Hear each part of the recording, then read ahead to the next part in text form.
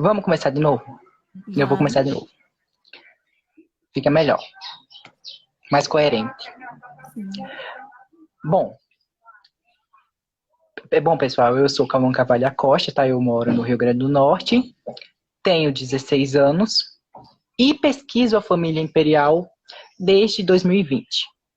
Esse ano eu vou me dedicando exclusivamente à Dona Leopoldina Teresa, que é a filha esquecida de Dom Pedro II, né? Que teve uma trágica vida, uma trágica morte. Ela é menos lembrada do que sua irmã, Isabel, que hoje completa 100 anos de falecimento. E não são muitas assim, documentação que a gente encontra sobre ela na internet. Entende? Não é muita documentação que encontramos sobre ela em sites, em bibliotecas, em museus. As que eu encontrei foram muito poucas e não é assim, não é nem escrita por ela própria, por próprio punho. Só uma que eu encontrei. As outras cartas e menções são de outras pessoas, como o próprio pai, o Dom Pedro II, a Condessa de Barral, a irmã, Dona Isabel, a Mademoiselle Tramplier, que ajudou, de alguma forma, auxiliou na educação dessas duas meninas, na Isabel e da Leopoldina, junto com a Condessa de Barral. Então, vamos lá. Dona Leopoldina Teresa nasceu em 13 de julho de 1847, sendo a terceira filha de Dom Pedro II e de Dona Teresa Cristina. Né? Ela era a terceira filha porque antes o casal tinha dois filhos, o príncipe Dom Afonso Pedro e a princesa Isabel, ambos nascidos em 1845 e 1846.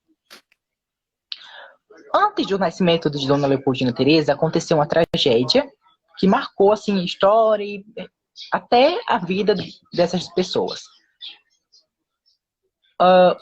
O príncipe Dom Afonso Pedro acabou falecendo de convulsões na biblioteca, enquanto brincava na biblioteca. Isso abalou profundamente a imperatriz, mas não impediu que ela desse à luz a uma menina forte e saudável. Isso em 13 de julho de 1847. Ainda em 1848, o casal teve mais um filho, que recebeu quase que o mesmo nome do irmão. Eles têm esse costume de repetir nome, de homenagear santos, antepassados e etc. Ele recebeu o nome de Pedro Afonso. Eu sempre me confundo. Afonso Pedro, Pedro Afonso. Então, por isso que eu tenho uma cópia aqui do lado. Mas ele recebeu o nome de Pedro Afonso. Nasceu em 29 de julho de 1848. Mas este também acabou falecendo muito cedo, tá? Ele faleceu em 1850, de febre amarela, possivelmente. É referido nas cartas de febres intermitentes, mas que dá para levar em consideração que foi de febre amarela mesmo. A sua irmã, Isabel, realmente adoeceu também junto dele, mas melhorou assim, né? Se salvou, ao contrário do irmão que acabou falecendo muito cedo. Então, depois da morte desses dois meninos, dos dois irmãos e filhos, Dom Pedro II vai colocar os seus olhos sobre a educação dessas duas meninas. Ele, vamos dizer que viver exclusivamente assim para elas, para a educação delas. A gente percebe que ele esmerou na educação delas, ele queria uma educação muito boa, muito esmerada mesmo, como as princesas europeias, de todo o Brasil, de todo o continente. Então, ele tratou logo de procurar uma aia que pudesse educar essas meninas. Foram muitas negociações, foram muitos tratados, até encontrar uma pessoa certa por indicação da sua irmã, que por sinal era madrinha da Dona Leopoldina Teresa, a princesa Francisca de Bragança, a Chicá. Ela recomendou uma mulher casada, o que Dom Pedro não queria, ele queria uma viúva, tá? Uma viúva católica romana, que não tivesse filhos e quis saber se as línguas mais importantes. Barral, a Condessa de Barral, Luísa Margarida, não cabia nesses pontos, não cabia nessas exigências que ele pediu. Mas mesmo assim, ele não tinha escolha, ele gostou dela e foi ela mesma. Ela mesma escolhida. A Condessa de Barral. E ela começou a dar aulas para essas meninas em setembro de 1856. Tá? Era uma educação muito rígida, muito rígida. Elas se acordavam de manhã, praticamente, de 6 horas para 7, e só acabavam os estudos de noite, pela noite. Pelas 8 horas, 9 horas, e depois iriam dormir. Elas passavam o dia inteiro estudando, basicamente. Era isso que elas faziam o dia inteiro. Estudando sempre, sempre, sempre. É importante a gente lembrar e ressaltar que Dom Pedro nunca deixou faltar educação para essa menina. Nunca deixou que elas não tivessem uma educação esmerada. Ele sempre exigia isso nas cartas. Sempre recorrente isso, que você precisa estudar para o bem da nação, para o futuro. Então, realmente, é interessantíssimo ver a preocupação dele por essas duas meninas. E ele disse próprio que se não tivesse outras coisas para fazer, ele mesmo assumiria a educação das filhas, a quem ele próprio tanto amava e desejava o bem. Mas, infelizmente, não era assim, né? Mas até que ele realmente também dava algumas aulas para elas. Ele era um professor delas também. Não diariamente, como a Barral, junto a outros professores e tal. Mas ele dava aulas para as meninas. Então, a Luísa Margarida ficou a Condessa de Barral e de Pedra Branca. Tá? Vale ressaltar que ela também era de Pedra Branca, não era só a Condessa de Barral. Ficou até o ano de casamento delas, 1864, ensinando elas. Depois do casamento, elas ainda vão ter, pela documentação que eu encontrei, pelo que eu li, vão ter aulas de música e de piano, mas somente isso, se não me engano. Então, ela fica até 1864, ano do casamento delas, com os dois príncipes europeus, né? O Gaston de Orleans e o Luís de Augusto de Saxe-Coburg-Gotha, que vai se casar com a Leopoldina. Mas já a gente chega aí. Vamos voltando um pouquinho para a educação. Bem, a educação, como eu já expliquei, era muito rígida, tá? Elas tinham várias aulas por semana, por dia. E entre essas aulas podemos destacar geografia, história, dança, música, literatura, caligrafia, filosofia, francês e inglês. Só isso, assim, a Barral ensinava. Essas eram as matérias que a Condessa de Barral ensinava. Elas tinham outros professores de piano, de música, de arte, de botânica. Ou seja, eram as princesas mesmo, né? Não aquelas como a gente está acostumado a ver em contos de fadas, da Disney, como tudo era perfeito. Pelo contrário, né? A vida, pelo que a gente sabe, pelas correspondências, pela documentação, não era nada perfeito, diferente dos contos de fadas da Disney, infelizmente. Então, para vocês aqui, eu indico fortemente, eu acho que vocês não vão ver porque está um pouquinho escuro, mas eu indico fortemente esse livro aqui, O Alegrias e Tristezas, tá? Estudos biográficos sobre Dona Isabel do Brasil, do Bruno Antunes de Siqueira e Maria de Fátima Moraes Argon. Tá? Que vocês vão encontrar aqui documentação, vai encontrar sobre a educação das duas meninas, sobre a vida e entre outras coisas. Então, como eu já falei, da educação, Dona Leopoldina Teresa vai passar a infância toda com a irmãzinha dela, Dona Isabel. E elas eram muito próximas, né? Elas eram companheiras, temos que imaginar. Só tinham uma outra, os irmãos já tinham falecido, e além dos pais. Que diferente do que mostra a novela, elas não viam assim diariamente, mostrava a novela. Elas não viam diariamente. O contato era por meio de cartas. Tá? Era por meio de cartas contato das meninas com os pais. Então, nem sempre elas podiam ter autorização de ver os pais. Nem podiam sair por aí sozinhas, tipo, perambulando, cantando, zanzando. Não, não era assim que funcionava, não era assim que rodava a roda, infelizmente. Escreve nos comentários o nome do livro. Alegrias e Tristezas, tá? Estudos biográficos sobre Dona Isabel do Brasil. Enfim,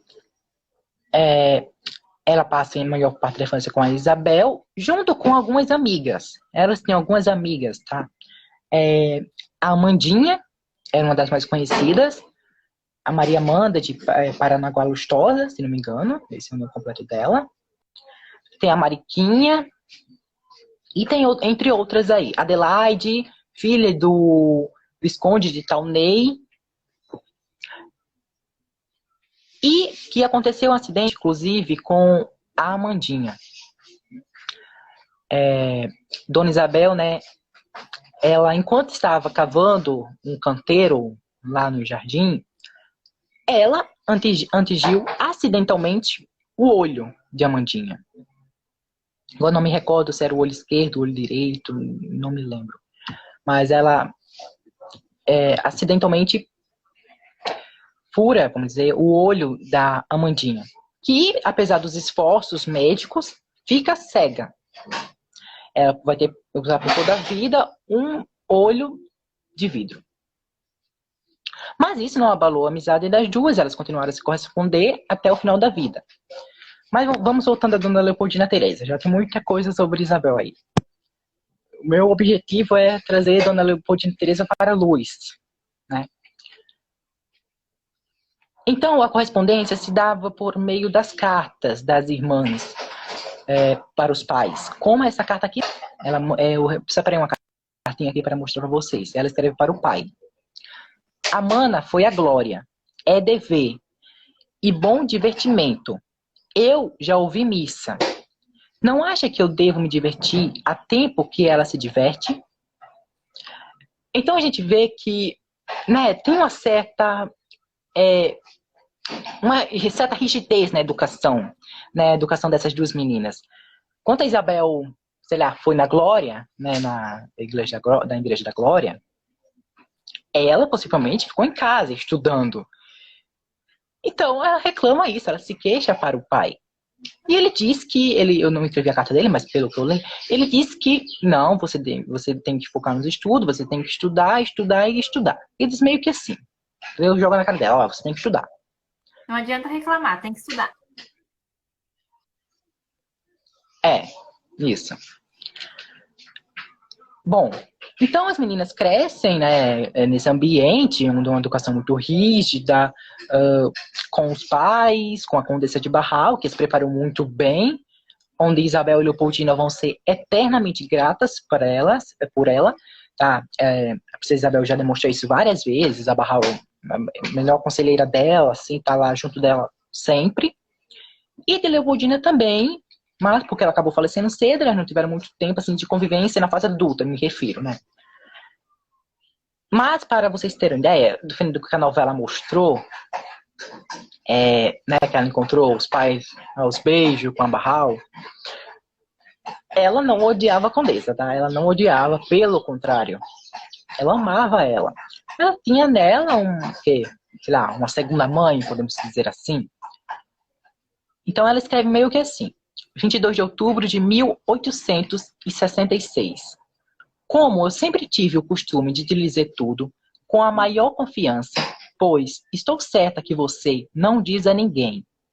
Agora mesmo as tenho, lágrimas. Não posso pensar em você sem ternura e amor, pois você, para mim, é um bom anjo. E logo me lembro que foi você quem me fez com esse caráter que hoje tenho. Então ela reconhece que, realmente, ela reconhece o amor, o caráter, tudo isso ela devia a Barral. Então, essa é uma das que não odiava a Condessa, tá? Isso em 1866, essa carta. O casamento vai ser também tratado com muitas negociações. Vai ter muitas negociações para tratar o casamento dessas duas princesas, principalmente a Isabel, que era a herdeira do trono. né? Então tinha que ser alguém exemplar, tinha que ser alguém que sucedesse mesmo Dom Pedro II e pudesse aconselhar e ajudar a Isabel, até que chegam aos pés, vamos dizer, de Gaston de Bourbon-Orléans e Luís de Augusto de Saxe-Coburg-Gotha, o Conde de e o Duque de Saxe. Ambos vêm para o Rio de Janeiro sem nenhum compromisso. Bom, no final decide-se, tem uma lenda, eu li, que os primos resolveram trocar noiva, né? O Gaston e o Augusto resolveram trocar de noiva. Isso, segundo uma pessoa aí, da época que recolheu essa fofoca, sendo fofoca realmente, ou boato, enfim, não sabemos, mas que o Augusto disse que meio que assim, vamos trocar de noivas, eu não estou preparado para me tornar o imperador do Brasil, eu fico com a mais nova e você fica com a mais velha. Então eles meio que assim. E o primo aceitou, como se ele estivesse trocando, sei lá, um brinquedo, um objeto de caça, sei lá. Enfim, não sabemos se realmente isso aconteceu, né? Eu fico me perguntando, será mesmo que eles trocaram de noiva? Será mesmo que, né, aconteceu isso? Não vamos ter como saber, pelo menos por enquanto não achar alguma correspondência, mas que eu acho muito difícil. Então, no final, decide-se que o Augusto se casa com a Leopoldina e o Gaston com a Isabel.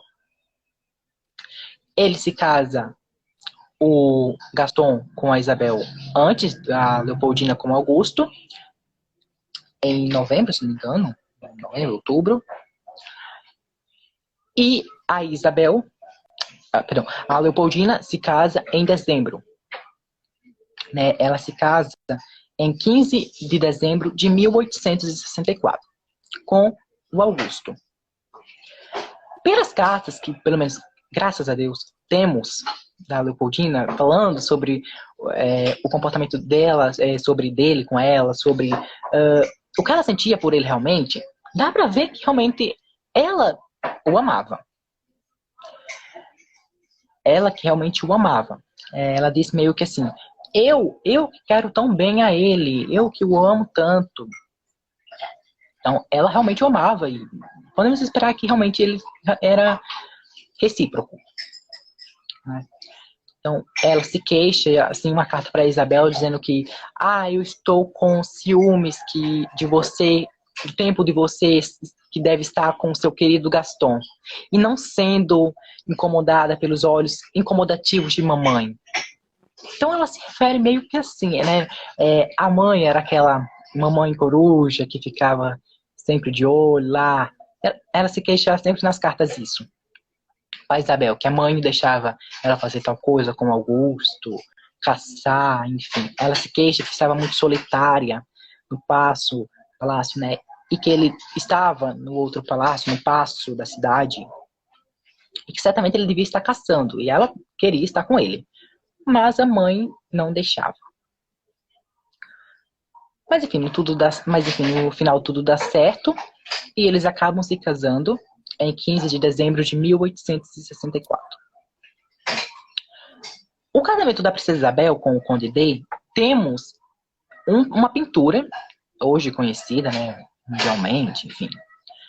Já o da Leopoldina, não. Como sempre, esquecida e apagada. Não temos nenhuma pintura, quadro, enfim, que quer que seja, do casamento da Leopoldina. Mas, pelo que eu vi aí uma live do amigo aí, né, do Bruno, com a Fátima, que eles fizeram sobre a Leopoldina, inclusive, existe sim uma pintura do quadro do casamento da Leopoldina com Augusto. E que deve estar com o bisneto dela, o tataraneto, enfim, deles, o Dom Carlos Tasso, se não me engano. Né? Ele que guarda assim, a maior parte do acervo sobre a Leopoldina, ele que guarda os documentos, a história, a trajetória dela toda. Então, que é o IHGB, né, como já falei, né, lá no início. Então, existe sim, deve existir um quadro da Leopoldina se casando, mas que não é conhecido pelo público, infelizmente. Eu espero um dia colocar minhas mãos nele. E aí eu mostro pra vocês. Aguardamos. Bem, pessoal, o casamento deve ter sido muito feliz, tá? Não temos, assim, eu não vi nenhuma carta dela reclamando sobre o comportamento dele, né? Eu me refiro igual ao Dom Pedro I, né? Das suas traições, enfim. Não tem, pelo contrário. Ela diz que ele é muito amável e que cada vez ama mais ele. Enfim, deve ter sido uma coisa assim muito romântica, muito conto de fadas da Disney.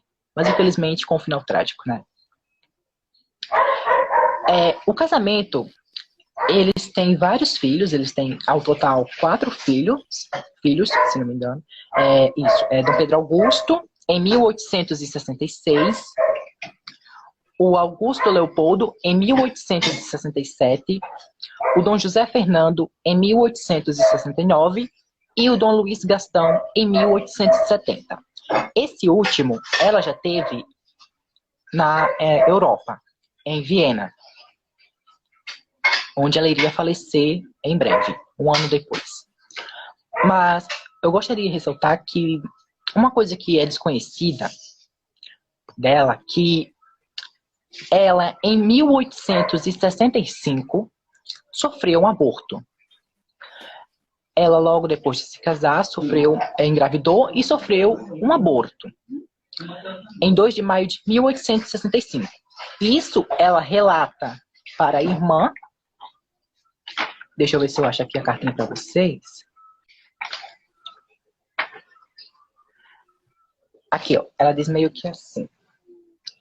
Eu esperava fazer-lhe titia no fim deste ano, mas, infelizmente, o seu sobrinho nasceu muito cedo. No dia 2 de maio, às 5 da manhã, sem que eu sentisse nenhuma dor, comecei eu a sentir-me molhada e por sangue. Eu logo disse a Gusty que pensava que eu estava desarranjada. Gusty pretendeu que devia ser o que tenho todos os meses. Quem dera que eu fosse. Mas eu fui remexer-me na cama e senti abrir uma poça de sangue.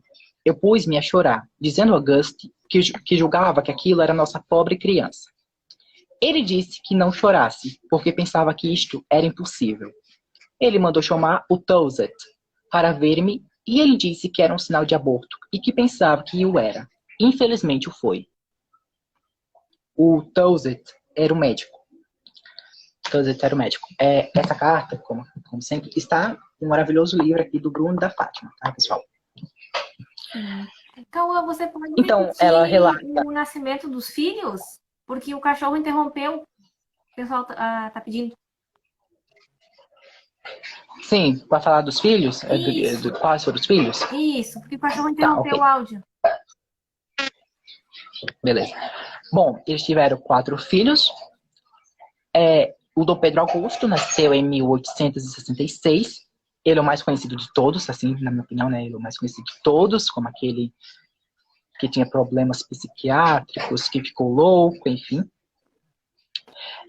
Em 1867, nasceu o Dom Augusto Leopoldo. Como a gente vê, eles não tinham muita criatividade de nome, era só repetindo, Augusto. Em 1869, o Dom José Fernando. E em 1870, o Dom Luiz Gastão. Como eu disse, esse último já nasceu em Viena, fora do Brasil. Então, após ela sofrer esse aborto, né, ela escreve outra carta para a irmã, dizendo que mesmo após essa tristeza, essa perda que ela sofreu, ela continuava a ser aquela pessoa alegre que ela sempre era. Né? A gente vê pelas cartas, pelas correspondências, que ela era uma menina muito alegre, ela era uma pessoa muito alegre, vivaz, que gostava de viver intensamente, que gostava de viver, de aproveitar a vida. Então eu acho que ela pegou isso do avô do Dom Pedro I. Eu também. Né? Bom, pelas cartas também a gente percebe, pelas poucas cartas que temos, que resta sobre ela, que ela era uma mãe muito coruja. Era uma mãe muito coruja. que ela cuidava dos filhos com carinho, com dedicação, com cuidados e etc. Enfim, era uma boa mãe. E o Augusto também, né? A gente percebe que mesmo após a morte dela, em 1871, após a trágica morte dela, ele não se casa novamente. Ele não se casa, o que nos leva a pensar que o casamento deve ter feliz. Ainda mais com as cartas que temos cá falando que ele era um anjo de bondade, de ternura, que ela amava muito ele. Então, depois de Pedro Augusto, nasce o Dom Augusto Leopoldo, o Dom José Fernando e o Dom Luiz Gastão. Em 1870, ela, se não me engano, ela já se encontra em Viena, onde nasceu o Dom Luiz Gastão, o último. E ela vai falecer no início do ano, né? Assim, praticamente no início do ano, em 7 de fevereiro de 1871, aos 23 anos de idade, perto de completar os 24. Né? Então, temos aquela carta da Clementina de Orleans, a mãe do Duque de Saxe, né? Foi uma perda assim, irreparável. Ele estava muito, assim, muito infeliz, muito, enfim, muito desolado. Temos que imaginar, né? Afinal, ela era esposa dele e anos de convivência. Poucos anos, né? Afinal, eles se casam em 1864, mas era a esposa dele. Bom, ela falece em 7 de fevereiro de 1871, aos 23 anos de idade. Perto de completar os 24, ela iria completar os 24 em julho, né? Mas, infelizmente, não aconteceu. Ela faleceu antes do tempo. A gente tem a carta da mãe do Duque de Saxe, a Clementina de Orleans. Ela escreveu para a Princesa Francisca, se não me engano. Acho que foi a Princesa Francisca, eu não estou lembrada agora, não me recordo. Mas eu acho que foi. Ela disse, o golpe foi duro, minha cara chica. Acho que foi alguma coisa assim. Então, ela descreve que ele estava muito desolado, ele estava muito infeliz, ele estava, né, assim, prestes a morrer. A gente dá a impressão que ele estava prestes a morrer junto dela. Junto à carta, dessa carta, nós temos outras sobre o falecimento dela, que é da Condessa de Barral. Aquela mulher que educou ela, passou a maior parte da infância dela, enfim. Ela escreve assim para a imperatriz Dona Teresa Cristina, em 12 de fevereiro de 1871. A Leopoldina falece no dia 7, ela escreve no dia 12. Acabo de receber a notícia fatal, e com o coração partido da mais pungente dor, me atiro aos braços da imperatriz e aos pés de Vossa Majestade Imperial, para chorar com ambos a nossa querida filha. Pois só se eu perdesse meu filho, poderia sentir tal dor. Nem peço desculpas. Tudo é pouco para exprimir o que sinto dentro do coração. E eu que lhe dei a notícia das melhoras. Uma menina e mãe de 4 filhinhos. É horrível. A notícia caiu sobre mim como um raio, e da maneira a mais cruel. Então, ela estava muito, né, desolada também, e ela disse claramente, só se eu perdesse meu único filho, eu sentiria tal dor. Eu saberia que você sentir tal dor. Enfim, então, depois da morte dela, o Luke Saxe não volta a se casar. Inclusive, ela morre quando a Isabel está junto dela ao leito. A Isabel e o Gaston, né, eles estão em Viena. Ela encontra a irmã e ela balbucia algumas palavras em português, como é descrito na carta da Clementina, que eu não anotei aqui no caderno, mas vocês podem encontrar essa carta, está disponível gratuitamente, assim, na Wikipédia, na biografia dela. Sim. Realmente ela teve um final muito triste, né? Sim, muito triste. Muito. E é esquecida. Eu, assim, não compreendo o porquê dela ser esquecida, assim, não lembrada. Sim. Sim, final triste, que nem a avó. Sim. E ela morreu na terra da Muito avó triste. dela, na terra natal da avó dela. Sim, outra terrível coincidência. Sim, realmente ela recebeu o nome de Dona Leopoldina em homenagem à avó. Né? Como eu já disse, era o costume da época homenagear os avós, os antepassados, os santos, como Dom Pedro I tem vários nomes de santos no nome. Tanto que é Dona Leopoldina Teresa. Teresa, o nome da mãe. Então, ela recebeu o nome da avó paterna e da própria mãe, Dona Leopoldina Teresa. Por isso que eu chamo ela de Dona Leopoldina Teresa, eu não chamo só Dona Leopoldina. Senão eu me confundo. Entendeu? Eu confundo a mim e as outras pessoas que eu falar. Então, é Dona Leopoldina Teresa pra mim. Sim. E você descobriu o porquê de ela não ter sido trasladada para o Brasil? Eu me refiro aos restos mortais. Pode repetir a pergunta? Eu não escutei direito. Você Os restos descobriu, mortais, o que tem? você descobriu o porquê dela não ser trasladada para o Brasil? Os restos mortais dela permanecem na Alemanha até hoje. O Dom Pedro nunca quis trazer a filha para o Rio de Janeiro? Não, eu ainda não descobri o porquê disso, infelizmente, ainda não. Realmente é escrito na Alemanha, mas eu não descobri o porquê. Eu creio que, né, ela deveria estar assim, junto do pai e da família, aqui no Brasil. Né, ser enterrada aqui junto no mausoléu, junto dos pais e da irmã. Sim. Você sabe qual foi a reação da princesa Isabel com a morte da irmã? A reação, não tenho correspondência, eu não encontrei nada, não li nada sobre o respeito, mas ela deve ter ficado muito magoada, muito desolada também, né? Enfim, até porque ela escreve que, assim, na Alegrias e Tristezas, que é as memórias dela para os filhos, que a perda de minha única irmã e da minha filha morta ao nascer foram os meus único pesar. Meu Deus. Então, deve ter sido algo marcante para ela, algo desolador. Sim, com certeza. E você tem algo a acrescentar? Bom, só as considerações mesmo. Obrigado, Fernanda, por me convidar por essa live. Tá? Foi incrível. Pessoal, comprem a revista da Fernanda, tá? Vale muito a pena. Eu li a terceira edição, né, que eu escrevi, a minha matéria sobre Dona Leopoldina Teresa, ficou incrível. Não só a minha matéria, como as outras. Ficou incrível. Tá, todas sensacionais, vale muito a pena. Vocês não vão se arrepender. Muito obrigada. Assim como as outras edições também. Muito obrigada, viu, Cauã? E quando você estiver na casa da sua mãe, a gente pode fazer uma live direto no meu canal no YouTube para abordar outros temas, porque você conhece bastante da história do Brasil, principalmente do período imperial. Claro, pode ser. É só marcar. Sim, obrigado, pessoal, por a paciência de vocês, né? Por estar aqui junto a gente esse tempo todo.